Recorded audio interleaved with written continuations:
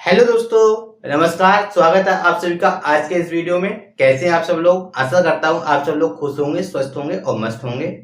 तो आज के इस वीडियो में हम बात करने वाले हैं कोऑर्डिनेट ज्योमेट्री, वो भी 3 डायमेंशनल कोऑर्डिनेट ज्योमेट्री के कुछ इंपॉर्टेंट टॉपिक जैसे कि direction ratios and direction cosines के बारे में हमने बात की।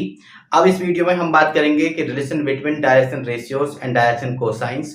साथ ही साथ बात करेंगे condition of perpendicularity and condition of parallelism की। और बात करेंगे हम इसमें कि direction cosines of coordinate axis क्या होते हैं।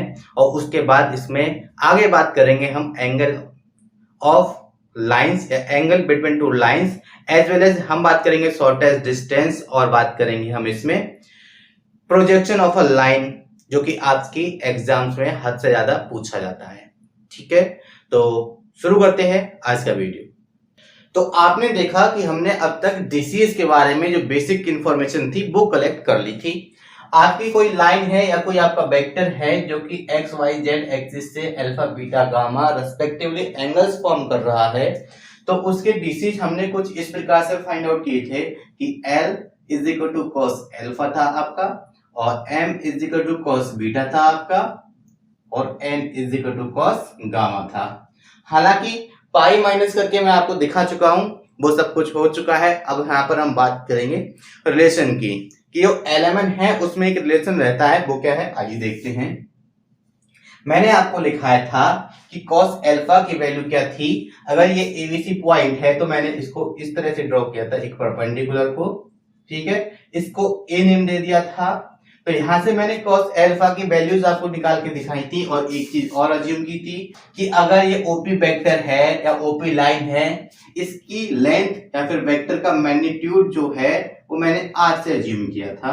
ठीक है, और इसकी वैल्यू किसके इक्वल थी? Square root of A square plus B square plus C square के। क्यों?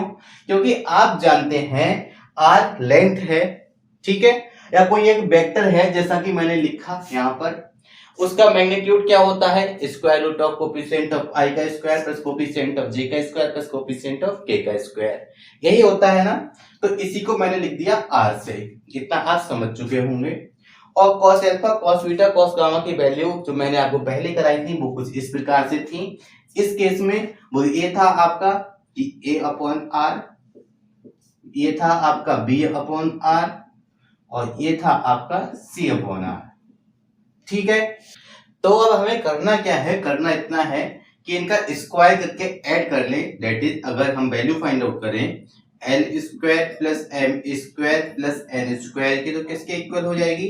ये इक्वल हो जाएगी आपकी cos square alpha plus cos square beta, ठीक है, प्लस cos स्क्वायर गामा की। और इनकी वैल्यूज को हमने अभी अभी फाइंड आउट किया था कि अगर इनकी वैल्यूज a अपॉन आर है, दैट इज हो जाएगा a square upon are square plus b square upon are square और plus c square upon are square. ठीक है, कुछ कॉमन है उसको कॉमन ले लेते हैं, 1 अपॉन आर स्क्वायर कॉमन रहेगा, बचेगा क्या आपके पास? a square plus b square plus c square. और आपको पता है हमने मैग्नीट्यूड ऑफ ओपी को कंसीडर किया था आर से, जो कि इक्वल था किस चीज के? Square root of A square plus B square plus C square के। और अगर मैं इसका दोनों साइड में स्क्वायर करूं, squaring on both side, we get R square is equal to A square plus B square plus C square. ऐसा हमने क्यों किया? क्योंकि एक टर्म आप देख पा रहे हैं यहाँ पे बन रहा था, तो हमें रिप्लेस करना है। अब चाहो तो आप इसको रिप्लेस कर दीजिए इससे, या फिर इसको रिप्लेस कर दीजिए इससे, एक ही बात है। मैं करूंगा इसको रिप्लेस, तो मैं पाऊंगा क्या? R square upon are square, ये दोनों आपस में कैंसिल आउट हो जाएंगे, बचेगा क्या आपके पास? 1। तो यहां से कंक्लूजन क्या निकला? यहां से कंक्लूजन ये निकला कि L square plus M square plus N square की वैल्यू क्या होती है? 1 इक्वल होता है किस चीज के? cos square alpha plus cos square beta plus cos square gamma. ठीक है, ये रिलेशन इंपॉर्टेंट है और आपसे पूछा गया है, इसलिए आपको ये नोट करना बेहद जरूरी है। ये आपसे पूछा गया है। ठीक, तो हमने प्रूव किया कि cos square alpha plus cos square beta plus cos square gamma is equal to 1। ठीक है, ये रिलेशन आपसे पूछा जाता है। कभी इधर से पूछ लिया जाएगा आपसे, तो कभी आपसे इधर से पूछ लिया जाएगा। दोनों तरफ से पूछ लिया जाता है। और एक रिलेशन और है जो कि आपसे पूछा जाता है, वो क्या कि अगर मैं इसको इस तरह से लिखूं कि cos square alpha plus cos square beta plus cos square gamma is equal to 1, तो आप लोग एक चीज तो जानते ही हैं, ट्रिग्नोमेट्री आइडेंटिटी होती है कि sin square alpha is plus cos square alpha is equal to 1 होता है।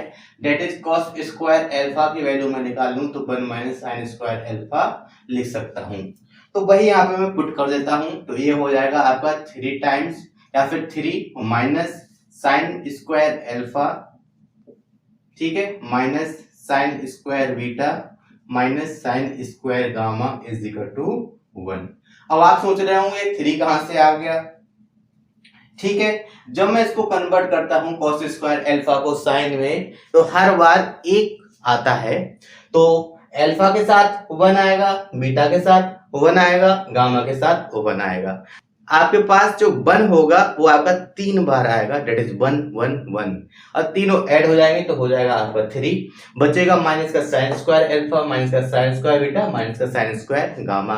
अब इसको आगे सॉल्व करते हैं तो हम पाएंगे क्या कि अगर इस 1 को उठा के इधर ले आऊं तो 3 माइनस 1 इज इक्वल टू हो जाएगा आपका sign square alpha plus sine square beta plus sine square gamma, ठीक है। थोड़ा सा और सिंप्लीफाई करते हैं तो हम पाते हैं क्या कि sine square alpha plus sine square beta plus sine square gamma is equal to 2, where alpha beta gamma is the angle made by the line from positive X Y and Z axis, ठीक। तो आज से एक ये relation पूछा जाएगा और एक रिलेशन ये पूछा जाएगा। इंपॉर्टेंट रिलेशन है इसलिए मैं आपको लिखाया हूं। अब इसके आगे बात करेंगे कि किसी भी लाइन के आपको डीआर किस तरह से फाइंड आउट करने हैं, डीसीज कैसे फाइंड आउट करने हैं, और किसी वेक्टर के रेस्पेक्ट में आपको डीआर और डीसीज कैसे फाइंड आउट करनी है। क्योंकि अब तक हमने इनकी सिर्फ डेफिनेशन को समझा था, जो इसकी बेसिक अंडरस्टैंडिंग है सिर्फ उसी को ही जाना था। तो उसके आगे अब बात करेंगे, उससे पहले एक काम कीजिए, आप वीडियो को पॉज कीजिए और इसको लिख लीजिए। तो इस टॉपिक में आपने सबसे पहले जब हमने डीआर का इंट्रोडक्शन दिया था तो आपको मैंने एक वेक्टर लिखाया था, ओपी वेक्टर। वो क्या था कि ओपी वेक्टर आपका कुछ इस टाइप का था कि a i cap plus b j cap plus c k cap, ठीक है। एबीसी आपको मैंने बताया था कि डायरेक्शन को डिसाइड कर रहे हैं तो उनका रेशियो आपका क्या कहलाया था, डायरेक्शन रेशियो या डायरेक्शनल रेशियो, ठीक है। इसको इस तरह से भी लिखा जा सकता है। अभी डायरेक्शनल रेशियो है कि क्या है ये आपको जानना होगा। जब हम लाइन के बारे में बात करेंगे तो लाइन के लिए दो चीजें चाहिए होती हैं, एक पॉइंट चाहिए होता है और एक पैरेलल वेक्टर चाहिए होता है। अब ये पैरेलल वेक्टर कुछ और नहीं बल्कि यही वेक्टर होता है जिसके डीसीज या डीआर्स आपको गिवन होंगे। एक्चुअली वो आपके पैरेलल वेक्टर के डीसीज या डीआर्स गिवन होंगे, लेकिन हम क्या मानेंगे, हम मानेंगे कि वो लाइन के डीसीज या डीआर्स है। क्यों? क्योंकि डीसीज या डीआर्स जो होंगे वो पैरेलल वेक्टर के होंगे जो लाइन के पैरेलल होगा। अब लाइन के पैरेलल है डेट इज वो लाइन के भी होंगे, तो इनडायरेक्टली वो आपके लाइन के ही कहलाए जाएंगे, ठीक। तो यहां से हमने देखा कि आपके डीआर्स क्या है, डीआर्स है आपके ए बी और सी, ठीक है। आपको फाइंड आउट करने हैं इसके डीसीज। अब मैं आपको एक चीज और बता दूं कि आपके डीआर्स क्या होते हैं, बेसिकली 3 नंबर्स होते हैं that are proportional to the direction cosines. Direction cosines के प्रोपोर्शनल 3 जो है आपके नंबर्स होते हैं। जैसे कि अगर मैं कहूं आपके एल एम एन जो आपके डीसीज हैं तो आप इसको इस तरह से लिख सकते हैं, l is equal to lambda times a, या आप इसको इस तरह से ना लिखना चाहें तो आप इसको इस तरह से भी लिख सकते हैं कि a is equal to lambda times l, ठीक है। क्योंकि मैंने आपको बताया था कि जो आपके डीआर्स होते हैं कुछ और नहीं बल्कि प्रोपोर्शनल होते हैं डीसीज के, और डीसीज के प्रोपोर्शनल है तो मैंने लिख दिया। ऐसे ही अगर बी की बात करें तो बी इक्वल होगा किसी इसके लैम्डा टाइम्स एम के, और सी इक्वल होगा लैम्डा टाइम्स एन के, ठीक है। यहां से हमको एक रिलेशन मिलता है, वो क्या कि ए अपॉन एल इक्वल होगा बी अपॉन एम इक्वल होगा सी अपॉन एन इक्वल होगा लैम्डा, ठीक है, जो इनका रेशियो है वो रेशियो इक्वल है, और इक्वल है किस चीज के, एक कांस्टेंट क्वांटिटी या फिर जो मल्टीपल की हमने बात की थी उसके। क्योंकि ये जो है एल का लैम्डा टाइम्स ही तो है, मतलब लैम्डा मल्टीपल है, तो उस मल्टीपल के इक्वल होगा।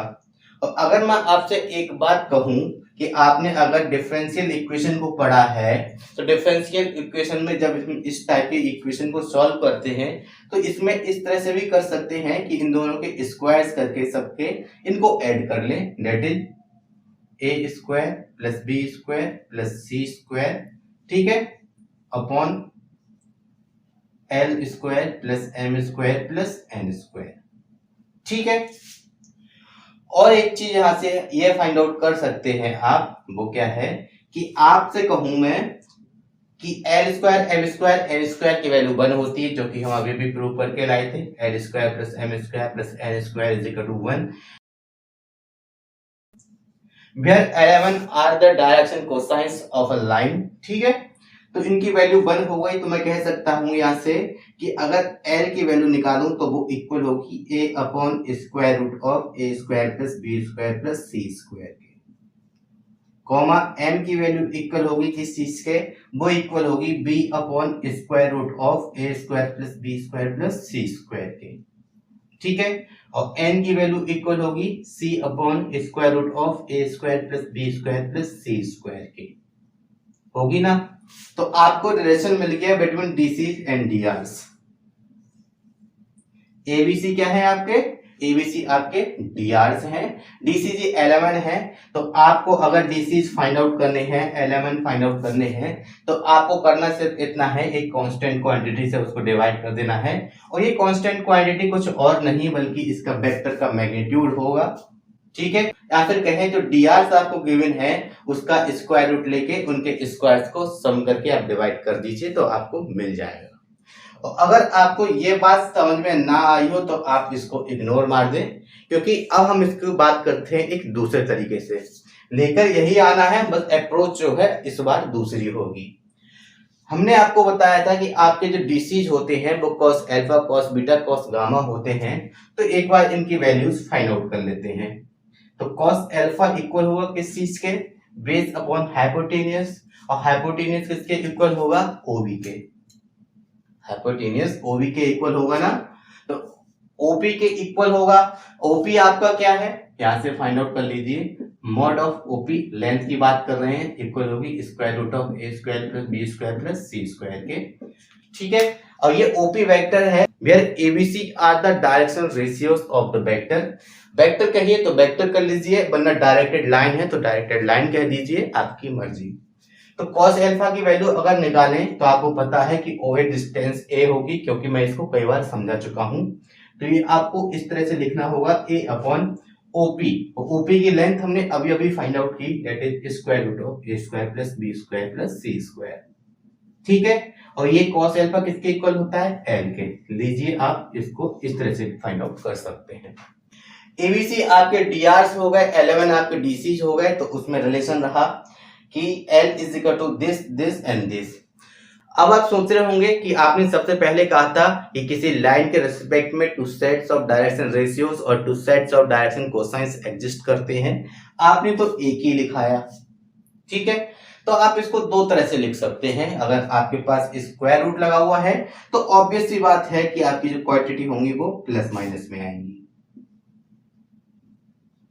ठीक। तो हो गए दो, तो हमें set of direction cosines and set of direction ratios find out करने थे, वो हमने फाइंड आउट कर लिए। तो इसमें अब आगे बात करने से पहले आपको थोड़ा सा वेक्टर की नॉलेज होना जरूरी है। वेक्टर में आपने स्ट्रेट लाइन को पढ़ा था, उसके बारे में आपको जानकारी होना जरूरी है। तो क्या होगी आइए देखते हैं। तो before that please pause the video to be noted down. अब इसमें आगे बढ़ने के लिए आपके पास स्ट्रेट लाइन वो भी वेक्टर में आपके पास उसकी जानकारी होना जरूरी है।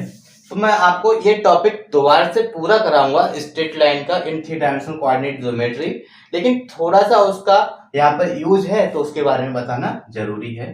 तो आप ये मत समझिएगा कि यहाँ पर मैं उसको डिटेल में कराऊंगा, बल्कि थोड़ा सा आपको ओवरव्यू लेना है स्ट्रेट लाइन का।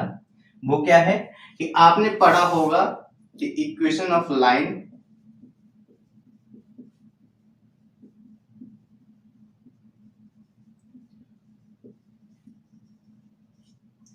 पासिंग थ्रू अ पॉइंट, ठीक है, वेक्टर ए कह देता हूं मैं,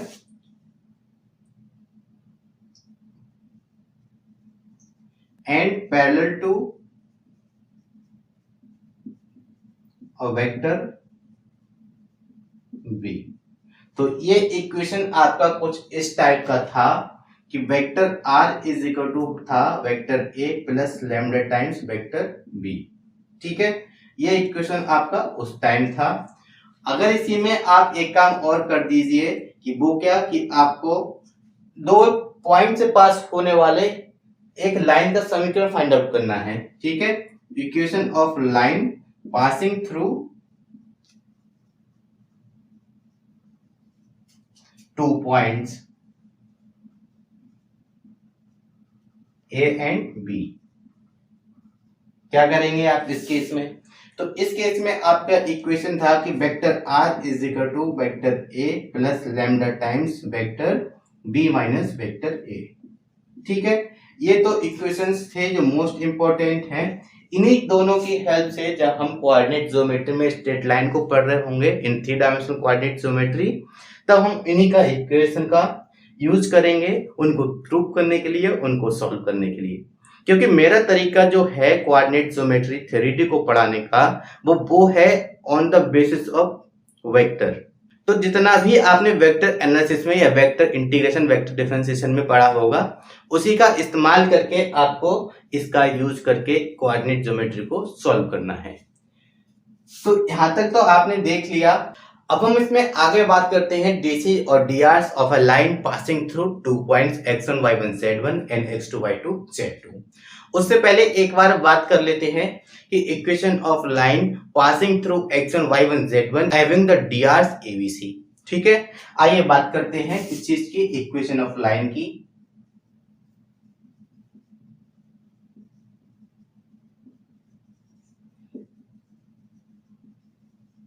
passing through x1 y1 z1, ठीक है, एंड हैविंग डीआरस abc। अब ये क्या होती है आपको पता होना चाहिए। तो मैंने आपको पहले ही बताया था कि इक्वेशन ऑफ लाइन जो होता है vector are is equal to vector A plus lambda times vector B होता है। ये ए को रिप्रेजेंट करेगा और ये रिप्रेजेंट करेगा आपका वेक्टर बी को। ठीक है, तो आपका जो इक्वेशन है वो कुछ इस टाइप से हो जाता है। इसको उठा के इधर ले आइए, हो जाएगा आर माइनस वेक्टर ए और upon vector B is equal to lambda that is constant. इसी फॉर्म में लिखना है तो ये इक्वेशन कुछ इस टाइप से हो जाता है कि x minus x1 upon a, y minus y1 upon b, z minus z1 upon c. इसका प्रूफ मैं आपको तब कराऊंगा जब मैं आपको स्ट्रेट लाइन पढ़ाऊंगा। ठीक है, अब यहां से इसका उपयोग इसलिए किया था कि मुझे आपको बताना था कि DCs and डीआरस of a line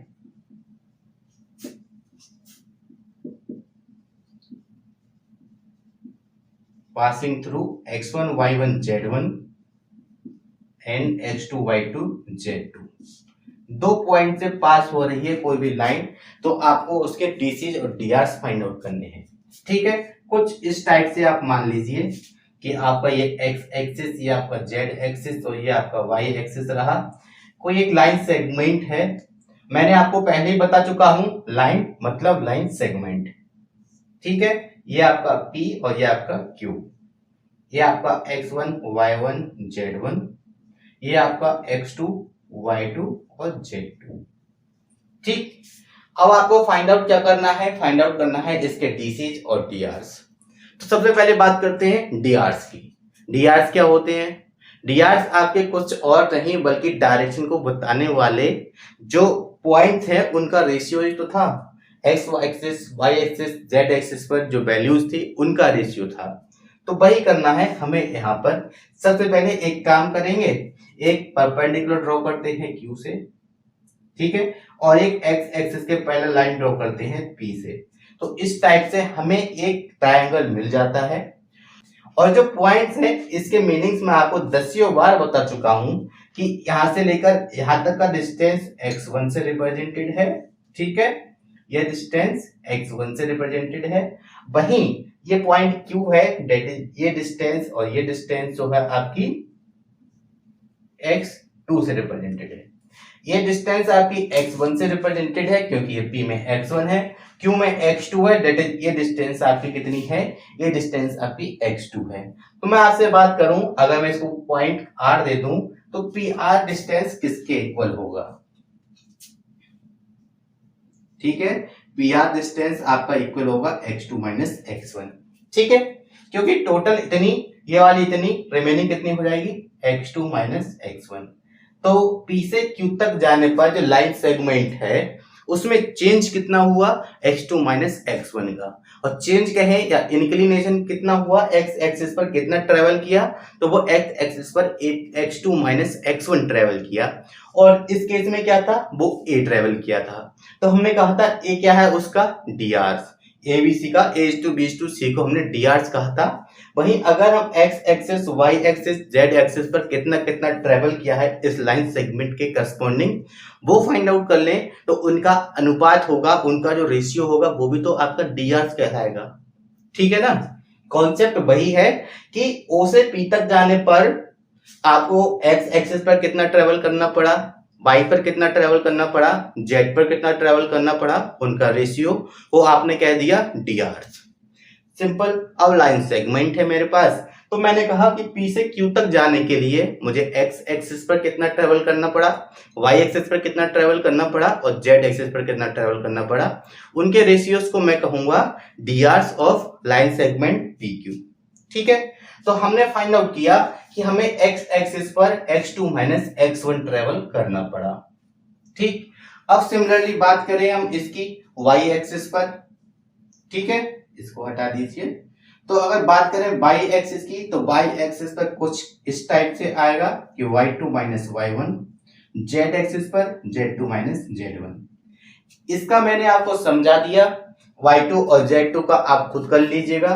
करना कैसे होगा कि आपको इधर लिखना है y, और उसके बाद ये y2 हो जाएगा, ये y1, और रिमेनिंग y2 माइनस y1। मैंने आपको बताया था कि जिस साइड में कैलकुलेशन कर रहे होते हैं उसको हम एक्स ही पर ले लेते हैं, कभी x, कभी y, कभी z। क्यों? क्योंकि हम हैबिचुअल हो गए हैं इस साइड में या इस एक्सिस पर काम करने के लिए।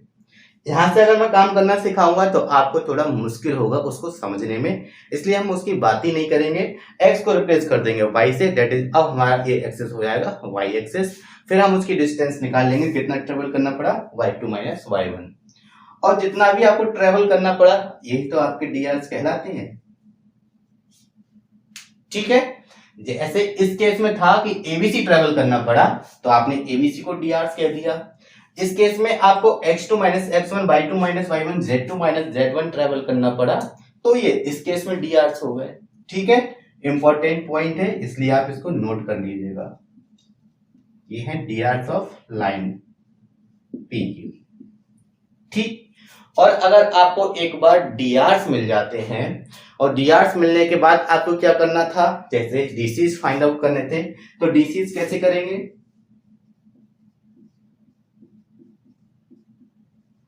मैंने आपको बताया था कि आपको drs को अगर इस वेक्टर के मैग्नीट्यूड से या लेंथ से डिवाइड कर दें तो आपको क्या मिल जाएगा, आपको dc's मिल जाएंगे, ठीक है। तो सबसे पहले जो drs हैं उनको लिख लेते हैं। आपके drs क्या निकल के आया, जैसा कि आपने अभी अभी देखा, आपके drs x2 minus x1, y2 minus y1, z2 minus z1 निकल के आए, ठीक है। ये आपके क्या है, ये आपके drs हैं। और अगर इसको हम इस लाइन के रिस्पेक्ट में बात कर रहे हैं, दैट इज इस लाइन की लेंथ से डिवाइड कर दें तो हमको क्या मिल जाएगा, dc's, ठीक है। तो dc's of a line passing through 2 points x1 y1 z1 and x2 y2 z2 are x2 minus x1 upon pq, y2 minus y1 upon pq, z2 minus z1 upon pq, where x2 minus x1, y2 minus y1, z2 minus z1 are the drs of the line and pq is the length of the line या line segment pq, ठीक है। अब आपने देखा कि DC और D R में जो रिलेशन था वो आपने फाइंड आउट किया। वेक्टर फॉर्म में भी आपने फाइंड आउट किया था कि a upon square root of a square plus b square plus c square, इस टाइप से। तो वेक्टर का भी पूछा जाता है और लाइन सेगमेंट का भी पूछा जाता है, तो मैंने आपको दोनों ही लिख के दिखा दिए हैं। इन्हीं से क्वेश्चंस बनते हैं, आपको याद रखना होगा। अब हम इसमें आगे बात करेंगे DCs of coordinate axis, that x axis, Y axis, Z axis के डीसीज क्या होंगे। ठीक है।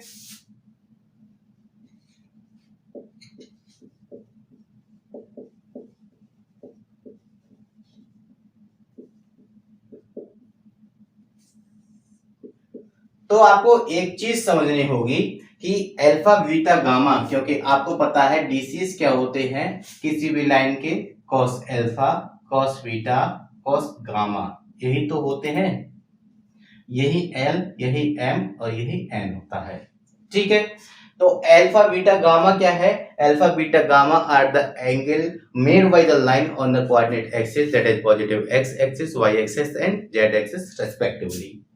तो कैसे भी करके आपको x axis, Y axis, Z axis पर एंगल्स का फॉर्मेशन मालूम पड़ जाए तो आप इसकी वैल्यूज को फाइंड आउट कर सकते हैं। ठीक है। कैसे करेंगे आइए देखते हैं। उसके लिए पहले थोड़ा सा लिख लेते हैं।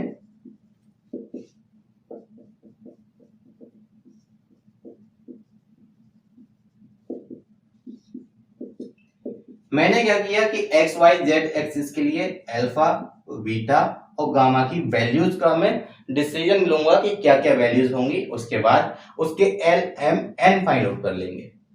ठीक है ना, मतलब cos alpha, cos beta, cos gamma find out कर लेंगे। तो आइए समझते हैं। मान लीजिए आपके पास ये कोऑर्डिनेट एक्सिस है इस तरह से, थोड़ा सा समझाने की कोशिश है, आप समझ जाइएगा। पूरा खेल जो है इमेजिनेशन का है। ठीक है। ये 3 कोऑर्डिनेट एक्सिस है which are mutually perpendicular to each other. ठीक है। ये x axis, Y axis, Z axis. ठीक है। तो ये सामने जो डायग्राम बना हुआ है वो आपका कुछ इस प्रकार से है कि कोई वेक्टर इस टाइप से यहाँ पे लिया हुआ है। ये पॉइंट आपका पी पॉइंट है, देख पा रहे होंगे आप। ठीक है। ये पॉइंट आपका पी पॉइंट है और ये आपका ओरिजिन तो है ही। तो ओपी वेक्टर इस टाइप से था कि एक्स एक्सिस से ये एंगल अल्फा बन रहा था, वाई से ये बीटा और जेड से गामा बन रहा था। अब मैंने कहा कि आपको फाइंड आउट करना है एक्स एक्सिस के डीसीज। तो एक काम करें, ये वे पी पॉइंट है, ओपी वेक्टर को कैसे भी करके इस तरह से घुमा के एक्स एक्सिस के पैरेलल कर दें या उसके ऊपर ओवरलैप कर दें। ठीक है। और जैसे ही ये आपका एक्स एक्सिस के ऊपर आएगा, जो अल्फा तब वो तो 0 हो जाएगा, लेकिन बाकी ये पॉइंट जो है, मतलब जो एंगल विद बाई एक्सिस और जेड एक्सिस बन रहे होंगे वो तो आपके 90 रहेंगे, जैसा कि आप देख पा रहे हैं। ठीक है। यही एक समझाने की कोशिश थी कि आपके लिए ये पॉइंट पी को मैं घुमा के एक्स एक्सिस के ऊपर ले आता हूं, तब आपका अल्फा 0 हो जाएगा, बीटा और गामा एज रहेंगे, जैसे कि ये 90 डिग्री हो, क्योंकि ये है आपके 3 म्यूचुअल परपेंडिकुलर लाइंस। इस पर है तो ये हो गया आपका 0, बाकी ये वाला एंगल 90, ये वाला एंगल 90 और ये वाला एंगल भी 90। ठीक है। तो एक्स एक्सिस के केस में अल्फा आपका 0 हो जाएगा, बीटा आपका 90 डिग्री, गामा आपका 90 डिग्री। और वाई एक्सिस के केस में तो मैंने आपको पहले ही बता रखा है, जैसे ही हमें वाई चेंज करना होता है, एक्स को हटाइए और उसकी जगह पे लिख दीजिए वाई। अब वाई है तो अल्फा की जगह हो जाएगा क्या? बीटा। ठीक, अल्फा की जगह हो जाएगा बीटा। लीजिए सारा केस अब इसके रेस्पेक्ट में कर दीजिए, मतलब इस बार बीटा की वैल्यू 0 हो जाएगी और ऐसे ही जैसे इसको जेड कर दूं मैं तो ये हो जाएगा आपका गामा। इस बार गामा की वैल्यू जेड के लिए 0 हो जाएगी। ठीक, और बाकी वैल्यूज कैसी हो जाएंगी? 3 म्यूचुअल परपेंडिकुलर लाइंस हैं, दैट इज बाकी जो है 90 रहेंगे, सिर्फ और सिर्फ जिसके पैरेलल होगी वही 0 रहेगा, बाकी सारे आपके 90 रहेंगे। ठीक,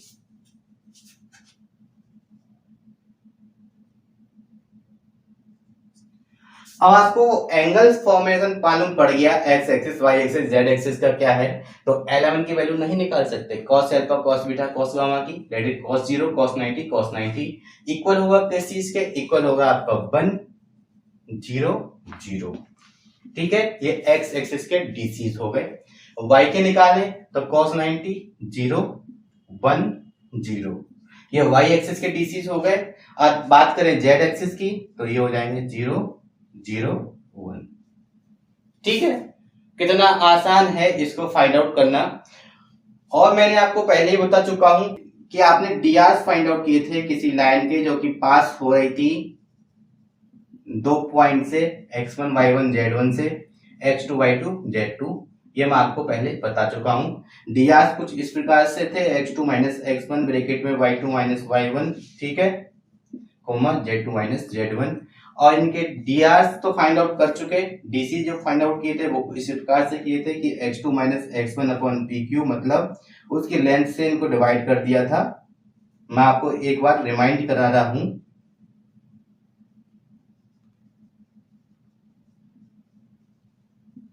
ये आपके डीसीज थे। ठीक है, आपने डीसीज मिल गए, आपको डीआरस मिल गए। अब यहां पर एक चीज और बात करते हैं कि अभी हमारे पास एक वेक्टर था इस तरह से, मान लीजिए मेरे पास एक वेक्टर और आ जाता है, तो हम उसमें कि पैरेललिज्म और परपेंडिकुलर की जो कंडीशन होती है उनको फाइंड आउट करेंगे। तो उससे पहले आप पॉज कीजिए वीडियो को और इसको नोट कर लीजिए। अब इसमें हम बात करने वाले हैं, जैसा कि मैंने आपको बताया था कि परपेंडिकुलरिटी और पैरेललिज्म की जो कंडीशन है उसको फाइंड आउट करते हैं। मान लीजिए आपके पास दो लाइंस हैं जिनके डीआरस जो हैं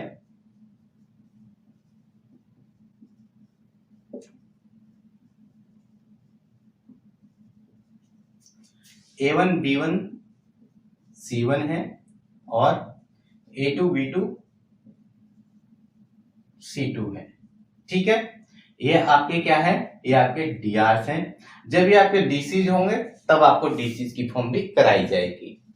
तो ये किसी लाइन के आपको दे रखे हैं, दो लाइंस के।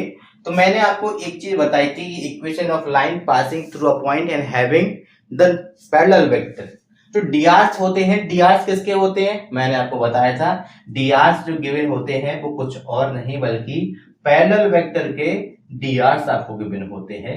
या फिर मैं कहूं आपको ये पैरेलल वेक्टर गिवन है। पैरेलल वेक्टर क्या होगा, ठीक है, तो पैरेलल वेक्टर जो है वो इक्वल होगा a1 i cap plus b1 j cap plus c1 k cap.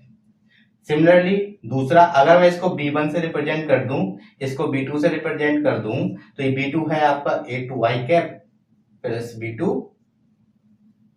j cap plus c2 k cap. ठीक है, ये दो पैरेलल वेक्टर आपको दिए हैं किसी भी लाइन के, और आपको मालूम है कि आपके कि किसी लाइन के लिए एक पॉइंट चाहिए होता है, एक पैरेलल वेक्टर चाहिए होता है, और जो पॉइंट है उस पॉइंट से आपकी डायरेक्शन डिसाइड नहीं होती। डायरेक्शन डिसाइड कौन करता है, ये पैरेलल वेक्टर। ठीक, पैरेलल वेक्टर के जो कोफिशिएंट्स हैं वही डिसाइड करते हैं उसकी डायरेक्शन क्या होगी या उसके डायरेक्शनल रेशियोज क्या होंगे। ठीक, सब कुछ पैरेलल वेक्टर है लाइन के केस में। इतना आपने समझा। अब आपने देखा कि हमें फाइंड आउट करना क्या है, हमें फाइंड आउट करना है condition of parallelism and condition of perpendicularity. यही तो फाइंड आउट करना है ना। तो मुझे एक चीज बताइए, मान लीजिए आपके पास एक ये है इस तरह से लाइन, इसके डीआर जो है A1 B1 C1 है, ठीक है, और एक लाइन और है जो इसी के पैरेलल है, एक लाइन और है जो इसके पैरेलल है और थोड़ी बड़ी है, जिसके कोऑर्डिनेट्स क्या है, आप 2 टाइम्स ले लीजिए, 2A1 2B1 2C1 इस तरह से है। ठीक है, इससे जस्ट डबल है। तो आप ये तो कह देंगे कि इनकी डायरेक्शन जो है सेम है, पर क्या आप ये थोड़ी ना कह सकते हैं कि A1 इक्वल है 2A1 A1 इक्वल होगा 2A1 के, B1 इक्वल होगा 2B1 के, नहीं कह सकते ना आप।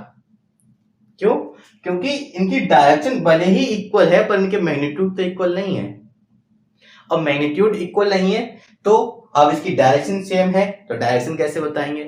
तो आप एक काम यहाँ ये कर सकते हैं, आपने ये कहा कि हम इनको इक्वल नहीं कर सकते पर इनके रेशियोज को इक्वल कर सकते हैं, जो कि क्या होगा कि A1 अपॉन 2A1 इक्वल होगा किस चीज के, B1 अपॉन 2B1 इक्वल होगा किस चीज के, C1 अपॉन C1 के आपस में cancel out, 1/2 is equal to 1/2 is equal to 1/2 parallel हो गए ना, इनके रेशियोस इक्वल हो गए। ठीक, यही से कंडीशन निकल के आती है आपकी।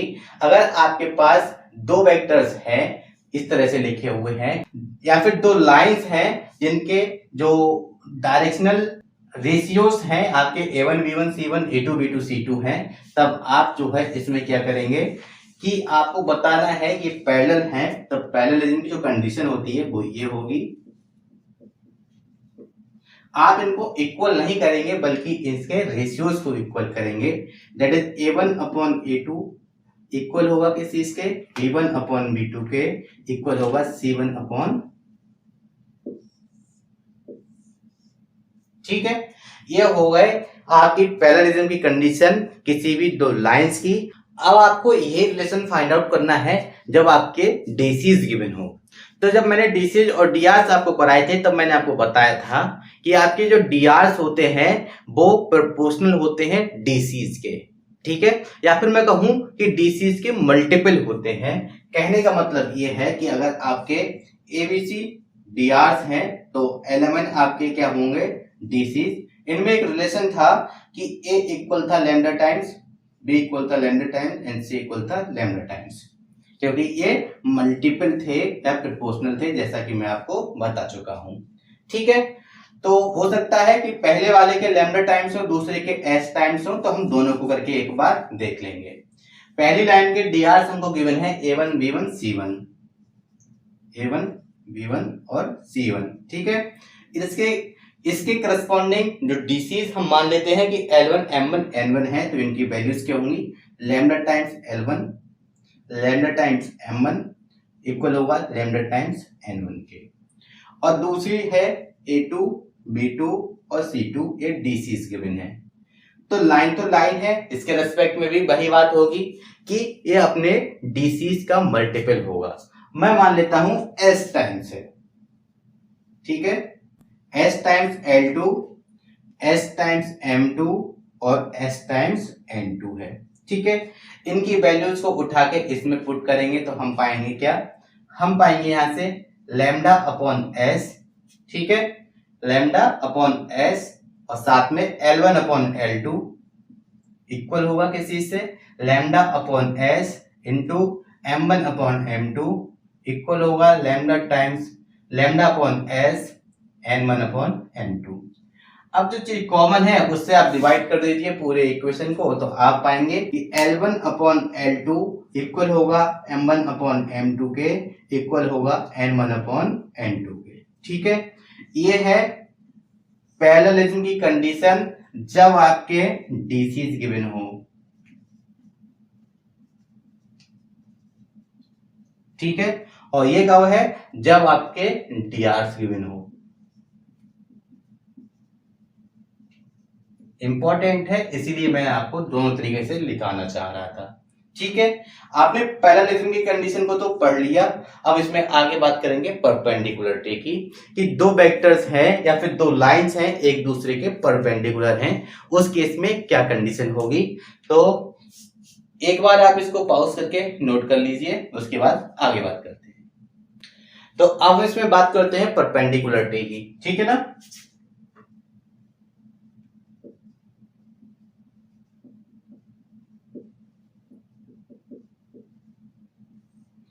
आपको मैंने बताया था कोई भी लाइन है ए से पास हो रही है और पैरेलल टू बी है, उसका इक्वेशन ये था vector r is equal to a plus lambda times b। ठीक है, यहां पर हमारे पास दो लाइंस हैं जो कि पास हो रही है किससे, a1 b1 से और a2 plus lambda times b2 से। यह पैरेलल जो वेक्टर होता है वही इंपॉर्टेंट होता है, इन पॉइंट्स की जरूरत कम पड़ती है क्योंकि डायरेक्शन आपकी डिसाइड करता है पैरेलल वेक्टर। ठीक है ना, पैरेलल वेक्टर आपकी डायरेक्शन डिसाइड करता है।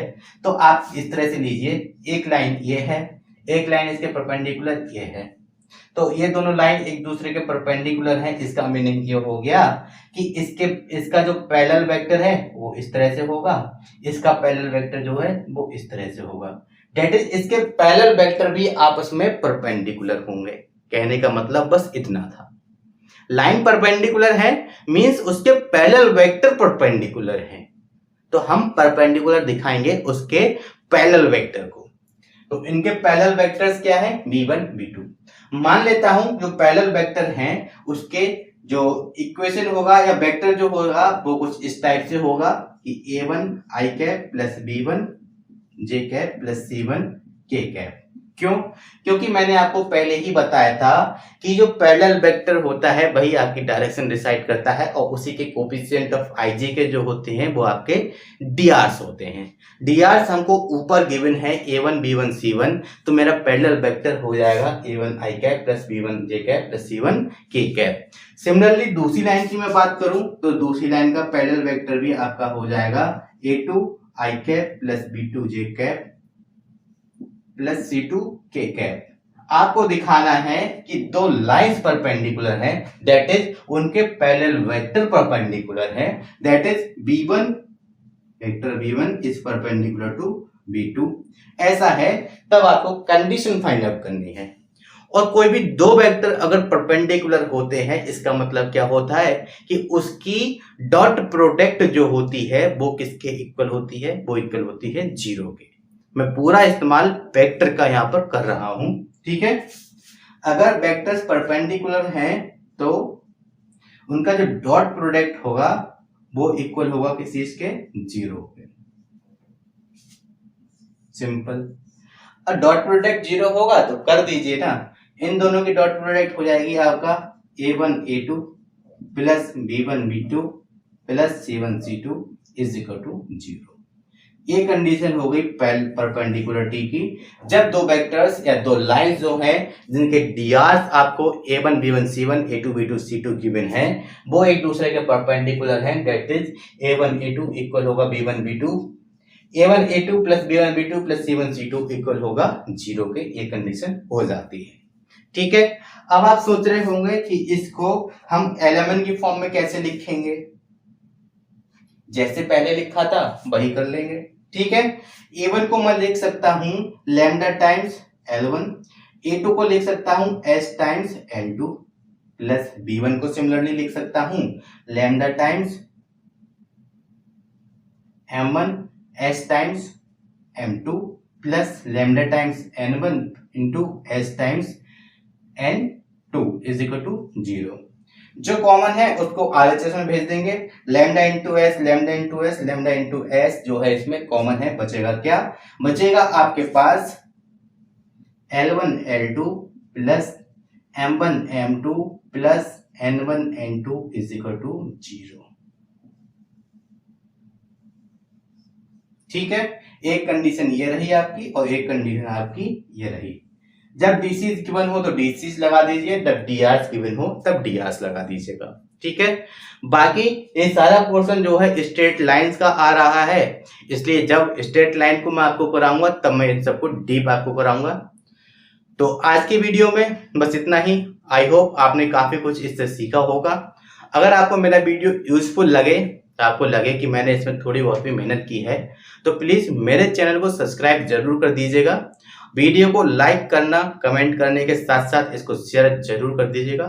Thank you, thanks for watching, thanks a lot.